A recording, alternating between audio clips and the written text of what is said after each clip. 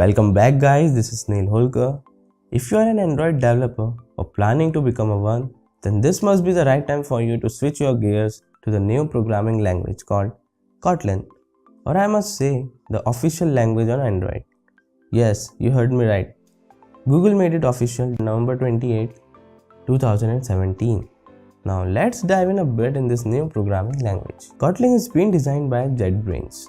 It's an open source project under Apache 2.0. Now, why a new programming language on Android? But the things were not fine with Java? Yes guys, for a long time we were stuck with Java SE7 for the app development.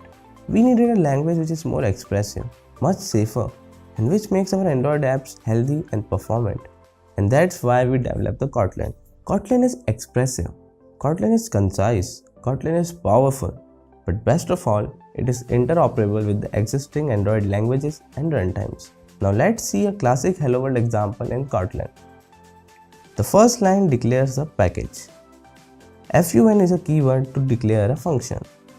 Now as you can see, the entry point to the Kotlin program is also a function called main, just like in C, C++ or Java. The argument of the main function is an array of generic type string. One thing you can notice here is that the data type comes after the variable name, and they both are separated by a colon. One more thing to be noticed here is that the semicolon statement terminator is also optional in Kotlin. Now let us view a code snippet to see how Kotlin is safe. The above code will generate a compilation error. Kotlin restricts the output variable to be null. You must first declare the variable as nullable, for example just like this. This code will run perfectly fine.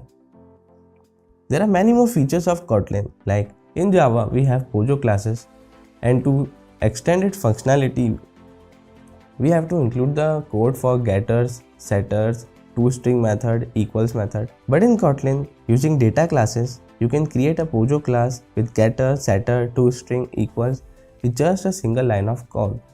For example, this code.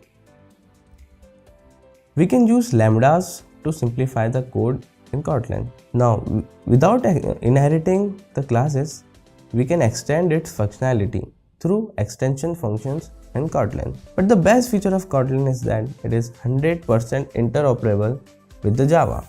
That is, you can call your Kotlin code from Java and vice versa. So far we have talked about the syntax, semantic and the features of Kotlin. Now let us talk about its support by various existing tools. IntelliJ IDEA 15 has plugin support for Kotlin. Eclipse IDE also has a plugin support for Kotlin. From Android 3.0 onwards, Kotlin will have official support, and for the previous versions of Android, plugin support are also available. Now, if we talk about the companies switching to Kotlin, we can see a huge adoption of Kotlin by them. From Amazon Web Services to Pinterest to Coursera to Netflix to Uber to Corda to Basecamp to HSBC to Expedia already have adopted the Kotlin. You can also see that the various apps built with Kotlin. There may be some of your favorite apps also. Kotlin is already been in the market. Now let's see what change will it bring and what new development will be there for the programming language in 2018 year. That's it for this video. Do tell me in the comment section below what are your views about the Kotlin. Will it replace Java in 2018?